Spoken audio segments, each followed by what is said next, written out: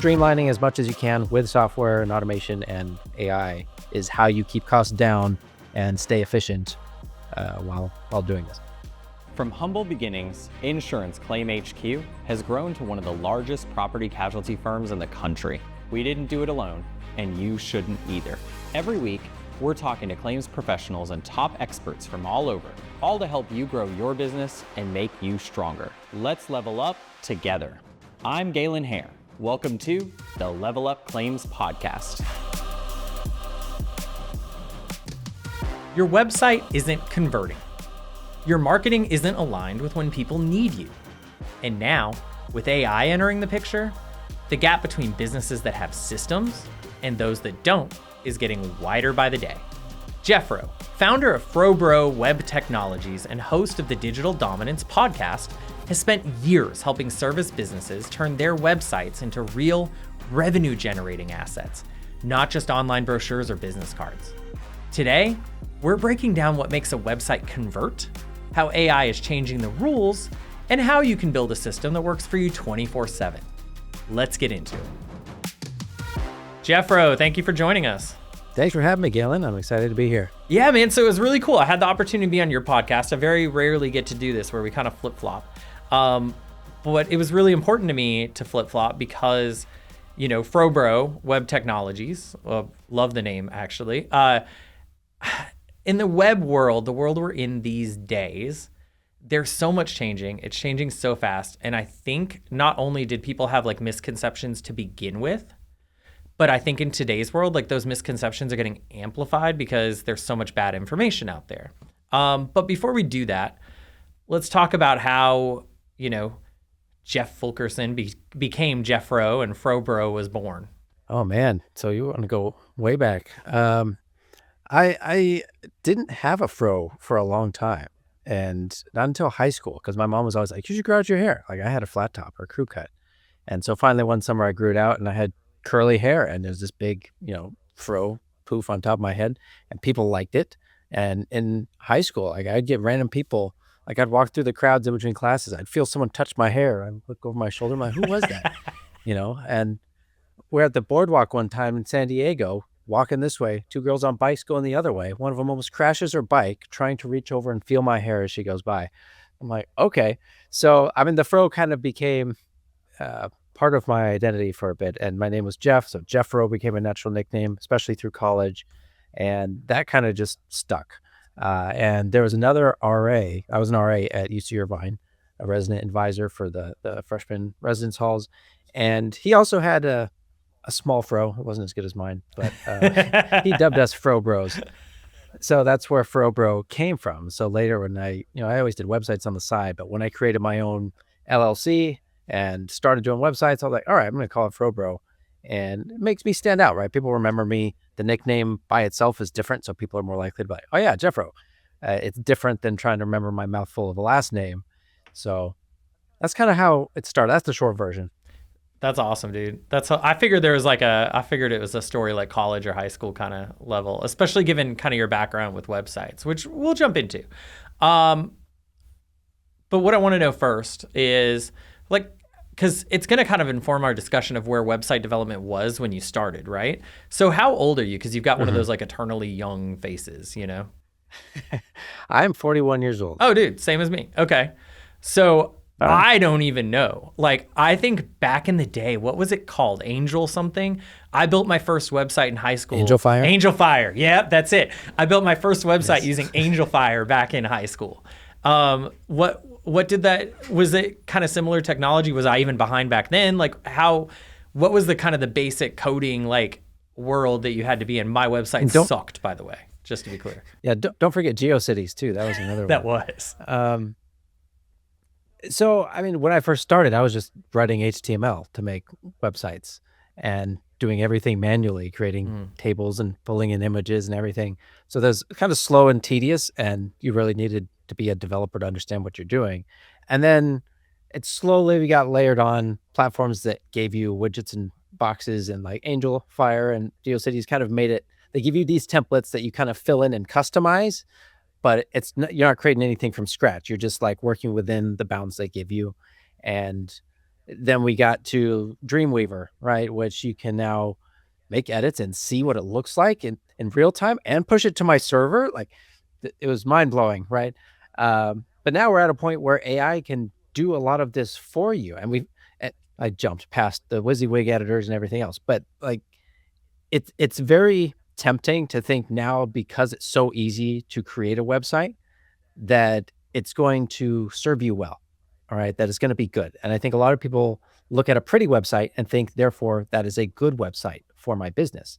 And those aren't necessarily the same thing. So if you want a website that converts, sure, it should look professional, of course. That's kind of a given, but you have to get the messaging right. And that's the most important piece. When I first started building websites, I didn't understand that. I was just coming at it from a developer perspective. You don't know how to make a website. I do. All right. What do you want it to look like? I can make that for you. Sure. Right. But once I started doing it as an actual business and trying to make money and get better clients and charge more, I realized, okay, the business owners aren't coming to me because they want a new website. They actually want new customers, and they think a better website will get them there. And they're expecting me as the website expert to understand how to make a website that will do that for them. Yeah. So I had to not just be a developer, I had to become kind of a marketer as well to look at the broader picture. And I inverted my approach, because most people, especially with WordPress, you've got these template libraries and you go pick your template first, and then you're like, oh, I like these colors, and you change it, drop in your logo, fill in the stuff. But that's kind of backwards. So what I started doing is switching back to messaging first. I would ask questions. Like, I need to understand your company, what you do, who you serve, why you're different, all of that. Then I can write good, compelling copy, and then I can build a design around it. And that shift made a huge difference, because now I was designing the website to sell their prospects, right? I wasn't just designing a pretty website. It was actually a business tool. So that was a lot. I'll pause there. We can go in any direction you want. No, and I think what we should do, it's kind of an interesting point because you brought it up at the beginning. So I think we should jump to the punchline, because otherwise people won't be listening because they'll be thinking this the whole time. And then we'll go back to all the pieces, because I think there's so much important stuff there. But if I'm listening, I got to think. One of the things I'm thinking to myself is, that's cool. None of this matters, because I can go onto Claude, I can add a WordPress connector, and I can build a website right now in 15 minutes. So I do not really care what anyone that builds websites is trying to sell me, right? Like, I mean, functionally, and I'm sure that's even, Right. you probably don't get that objection a lot, because if they're getting on the phone with you or they're connecting with you, they've already kind of cleared that hurdle. But I would imagine that's the invisible objection you have to deal with people that never call. So explain, but I suspect you're going to tell me that's not really the right decision if your website is a conversion tool or a conversion system designed to generate revenue for you, as opposed to just have a web presence. But tell us why. Yeah, there's so many layers to a website if you want it to function as an effective tool. So yes, Claude can build a website for you. Like that, nobody's debating that. The question is whether it's going to be good. And most people skip the preliminary work that needs to be done in order to give Claude or ChatGPT the context that it needs to generate compelling copy and to create something that sounds like you, that will convince someone to call, right? Because if you give it a generic input and say, hey, I have a plumbing business, this is our name, we're in this city, can you make me a website? It'll give you a website, it'll pull some stock photos, and then your website's going to look like everybody else's, right? That's the problem. Like, it'll faithfully give you a generic template, and you'll look at it and say, that looks pretty good, because it'll be slick enough to make you pat yourself on the back. Like, hey, I have a nice website. The problem is, like I said, you got to do the work up front. So I give it an analogy. A website, it's like a table. That's the top of the table that needs to be supported by 4 legs. The legs of the table are, who is this for, right? My target audience. Let me check. I have them all listed. I want to go in order so I don't forget them. So who are you talking to is number 1, right? You can't design what sells if you don't know who's buying and what's on the other side of this. Fair. So number 2 is, what's the goal of the website, which is another thing people kind of skip over. Like, what's the goal? I mean, it's a website, right? You put up your information, but it's not just a digital business card. That's what so many people think a website is. They put their info on it. All right, here's what we do. Call me. That's never going to work. Like, there's so many of those out there. You're not going to stand out. So what's the goal? Is it to get investors? Is it to get someone to download your free guide? Is it to have them request a quote? Do you want them to use your ROI calculator? So you need to decide what that is. So that's like number 2. Number 3 is what makes you different, your unique differentiator. Don't just say, oh, we have great customer service. Like, I'm glad you have great customer service. I want you to, but so does the next guy down the street. What can you say that they can't? Yeah. So figure that out. And then leg number 4 is, where does this fit in the customer journey, right? Because your website doesn't exist in a vacuum. You need to understand what happens before and after, so it can be the connecting piece. Before might be paid ads, and you understand what you're talking about in the ads. Or maybe you go on podcasts, that's the before. Maybe you hand out flyers, you go to a networking event, whatever. Before, and then website. And then what is after? Is it an email sequence? Is it a proposal? I don't know, but you need to understand how it fits into that picture. So when you get all 4 of those things well defined, then you can build a website, or AI can build you a website that's going to be pretty good. But if you skip past that and you're just like, this is going to be easy, here, AI, make me a website, you'll have one, but you kind of missed the point. Yeah, no. And I think that's super helpful. Thank you for that, first of all. But I couldn't agree more. Like, I don't know that I've ever thought about it in those terms, right? But I can't tell you how many times I have hour-long conversations, or much longer sometimes, with public adjusters or contractors in my space. And they openly tell me, like, very happily, about their strengths and what differentiates them, right? I'm really amazing at fires. I understand fires like nobody's business. I have the best deal with the supplier, and I get shingles way cheaper, so my markup doesn't have to be quite as high, so I can roof quickly, and I've got the best crew, so I can put the roof on faster instead of cheaper, whatever it is, right? They gladly tell me, like, just like business to business, why they're amazing, even though I'm never going to hire them, right? But then I go to their website, and like the PA that's amazing at fires, like, fire is just a type of claims we cover page, and it's not, there's nothing about how great they are. I go to the roofer who gets lower prices, and they don't say we can beat any local roofer, like, it's price all over there, and then the ones that go fast, they don't put anything like average turnaround time, 48 hours, get a new roof today, not 6 months from now when another roofer has time, like no one does it. They just put up a website that's like, yo, I'm a roofer. Yo, I'm a public adjuster. Hey, I'm a lawyer. Like, and they don't talk about why they're good. And so I actually get what you're talking about there. The client experience one, I think, is harder, right? Because that requires planning. You have to really think ahead of time. Here's how I'm going to get my business. Here's how I'm going to drive it to the website. If ultimately, and I know everyone's different, but at least in my field, in the service industry, right? The website is supposed to be at least a driver to a lead. We want them to either fill out a web form, or we want them to go ahead and call us. In my world, contractors may be a little bit different. They're trying to book an appointment to come out and look at the property. But by and large, that's kind of the game. We're not SaaS.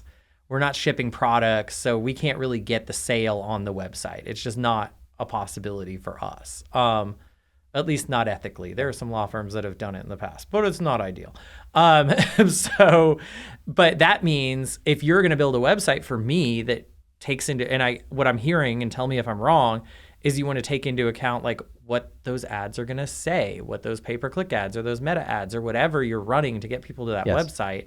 You want like some consistency, because obviously if like some clever ad copy gets you to click, but then you go to the website and it's nothing like that, I would guess you're going to get some drop off and fast bounce rates, right? Exactly. I looked at bounce rates just for you for today. But good job. Thanks. But that means you got to sit down and actually, like, just like you would do a business plan for a new business, you got to do a full scale marketing plan. And I think forcing people to do that is probably a really good thing, because I think so often we either do one of two things. We either just hire different people for all of it and we don't orchestrate, so there's no cross communication. We hire an agency to do a PPC book, but they're not talking to the website developer, and they're not talking to the social media people, and they're not talking to the live event people who maybe are creating the flyers, right? So everything's disjointed. Or you go hire an agency for everything, which in my personal opinion, Jeffro, don't take offense, they suck, because they can hide lack of ROI in one vertical behind just saying, oh, we need to amp up your spend on pay-per-click. That's why, but that's not why I didn't sign anything when I went to a conference, right? That's not why I didn't get any leads when I went to a conference. Yeah. My pay-per-click had nothing to do with that. So how do you, I guess this is all a very massively long way of building towards the question, okay, got it. AI can make a website, but it's not going to take those things into account, right? But how do you suggest, like, if I'm going to be a customer of yours, how do you help me through that process? Like, in what ways, I guess, are you different than just AI? AI could ask me those questions, right? And I could try to answer it. It'll execute at an average level. I think we all know that. But what's kind of the secret sauce here to building all those things in consistently? Knowing that it needs to be done is a huge part of it, right? Because AI is kind of a yes man. And Fair. if you say, I want to do a website and I want you to interview me about my business before you make it. Okay, it'll ask you a few questions and then it'll go. Like it's really quick to just start sprinting and building something, I've found. And sometimes you need to slow it down and tell it like, well, no, let me tell you more. But it's ready to just go. So if you don't have those parameters in place to say, don't build until I have detailed information about X, Y, Z. And this, when AI was first coming out, prompts were all the rage. Still people are like, give me custom prompts, right? Like, so I know what to do and I don't have to think for myself. And if you gave it the right setup prompts, okay, then it will ask me better questions, of course. But again, you need to know what that setup is. What guardrails and guidelines are you going to give it? And if you're not a marketer, if you're not a web developer, a person who has been doing this for a while, you're not going to know what to tell it. You can sometimes tell it, act like a world-class website person. Maybe that'll help a little bit. But again, since every case is different, having someone who's built hundreds of sites, has an understanding of what works, what doesn't, or why you would do this over that, that's very valuable. If you want a site that's going to convert, then that's a big piece of the value that a person or a team brings who's experienced in building websites. Yeah. So that's, I guess, the first answer. The second answer is more practical, right? Because if you tell AI to build you something, it'll give you a site. And let's say it writes great copy because you've prompted it well and you've given it detailed answers. You're still going to have a lot of stuff that's not wired up.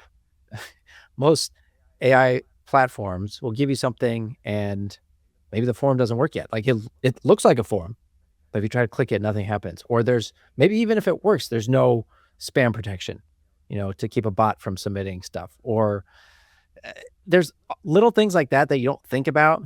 And like Google Stitch creates great designs. Sometimes it'll give you a little like slider before or after. That's cool. But once you pull that into an actual platform environment, like does it work? Or was that just inside of their design, canvas? So and again, I could go into more layers, but there's technical, there's SEO considerations, there's the messaging and marketing side. This is why it's good to have the broad picture in view and kind of take it one step at a time. No, that makes sense. Let's do the SEO considerations because, I, being your age, but not jumping into business until like 2011. Okay. So back then, SEO was all the rage. And the way we did that is we paid somebody in the US $100 a month who hired someone in China for $50 a month, who put a white page up with white text behind it that just said your keyword 5,000 times in a row. Yeah. So it wasn't visible. And you ended up on the first page of Google within like 2 weeks. It was amazing. I really miss those days and those budgets, but that's not the way it works now. And we'll talk about AI and SEO, I guess, together, because obviously that's the follow-up question, right? All the knife fights that it's been to get to the first page of Google, which I don't even know if it matters anymore. You might tell me it doesn't with LSAs and PPCs and all that fun stuff, but we're in a world, I think we're stepping into it barely. I don't think we're quite in it, but I think everyone knows we're gonna be there. Where instead of Googling, hey, best law firm in New Orleans, they're going to tell a problem to ChatGPT or Claude or whoever wins this race. And they're going to say, who should I hire? What should I do? So how So what kind of considerations have to go behind making sure you do show up if you need to show up? You might tell me Google's dead because Yeah. of LSAs and maps and all those fun things, and we can optimize for those, but don't worry about SEO. But also, then what about this AI piece, and how do we prepare for that, or how do we straight out trick it into thinking we're awesome, right? I don't care what the answer is, right? But how do we get to where we need to go? Okay, so there's a couple pieces of that question. So one is SEO is just one way to get people to your website, right? So you need to understand how you want to do that. Maybe SEO is a great way to do it if a lot of people are searching for your services online. And we know a lot of people are for most things these days. We're seeing that increase pretty much across the board. But if you have better results running TV ads or YouTube video ads or handing out flyers, going to chamber events, maybe you decide to ignore SEO. Some companies do that, right? But if you do want to be found online, then you can't ignore SEO. And I think the best approach is to have a two-pronged approach. So you have SEO and a paid strategy, because paid ads get you traffic today, right? SEO will get you traffic soon. And so it's nice to have both to kind of smooth each other out, because the day you stop paying for ads is the day your traffic stops. But if you pay for SEO for a long time, you rank, and then you stop paying for SEO, you still stay ranked for a little while. You'll kind of drift down slowly, but it's a long-term play for that reason, because you're building up authority of your domain, and that doesn't go away overnight. Now, the question about does Google matter anymore? Yes, it does. Most searches are still happening on Google. Yes, a lot have moved to ChatGPT and cloud and everything else. And for those of us that are using it every day, it's easy to fall into the fallacy that, well, everyone's doing this, right?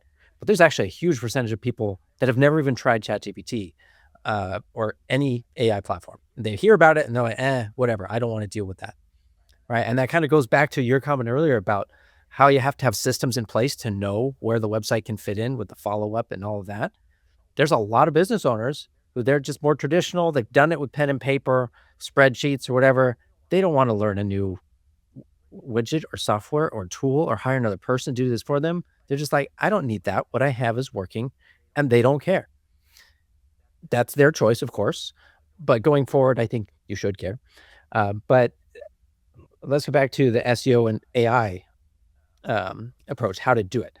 AI optimization or AEO, GEO, whatever acronyms people give it, it's the same thing. It's basically just optimizing to show up in AI responses, because there's an implied endorsement when Claude says, oh, you should check out Galen and his company, because now it's like, oh, it must be the best because you picked that one out of the millions that could possibly be here.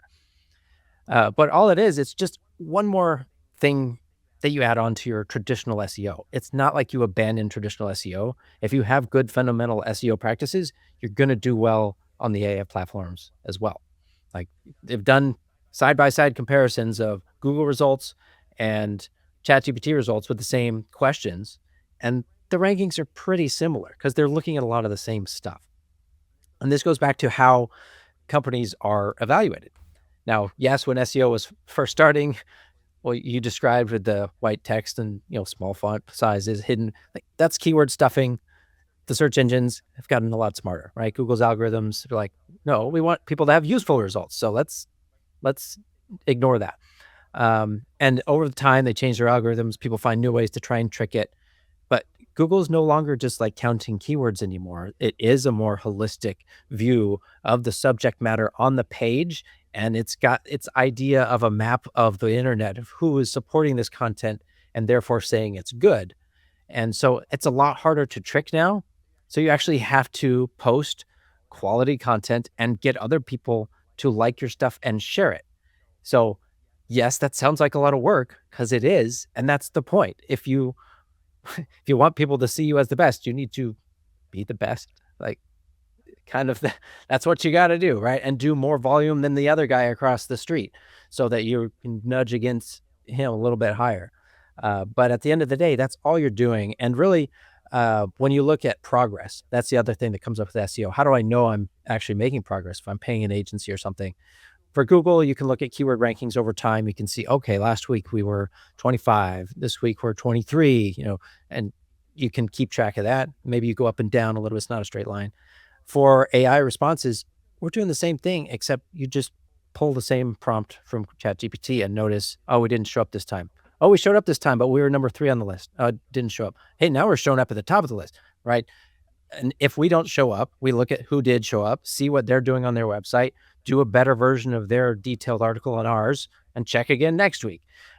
So it's an iterative process. It's not magic. It's just some grunt work and knowing what people are searching for and, outperforming everybody else. How do you keep up with that though? Honestly, really and truly, what kind of resources does that take on either your end or your customer's end to track that stuff and figure that out? Because yeah, you're right. It's a lot of work. And if you want to be seen as the best, you should put in that work. But we also have to work on the actual things that make us the best, right? I have to go to court. I have to draft pleadings. I have to take client calls, because if I stop taking client calls, there's really no purpose in doing any of that, right? What's the right kind of balance?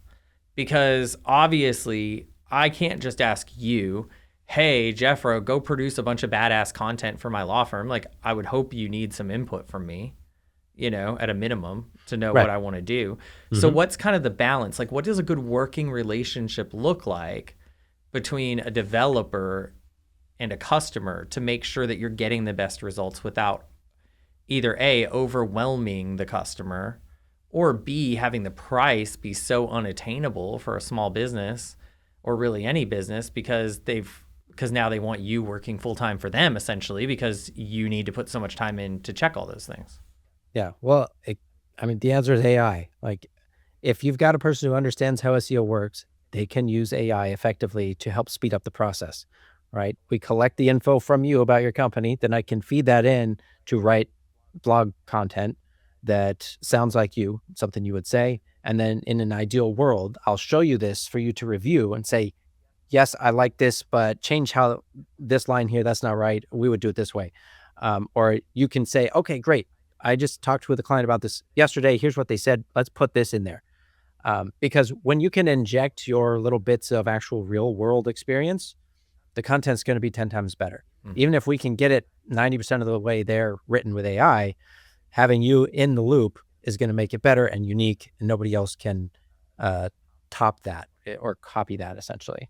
So that's the answer, is AI, and automate as much of it as you can. So when I talked about checking how you show up on the platforms, you don't have to do it manually. Like, there's APIs. We can pull that for you. We've got SEO platforms where we can pull keyword data and just put it all in your dashboard for you to choose the next keyword for the next article. So just streamlining as much as you can with software and automation and AI is how you keep costs down and stay efficient while doing this. Amen. I love that. All right. Kind of penultimate question as we kind of run down on time. Service websites, because that's mainly our audience here on this podcast, but I know you build websites for all sorts of verticals. But for service industries such as contractors, public adjusters, lawyers, what is just a couple of the biggest mistakes? And I understand it could be a reverse of kind of what do you need to take into account, but what are some of the biggest mistakes you see on service websites where you're like, that is just wrong.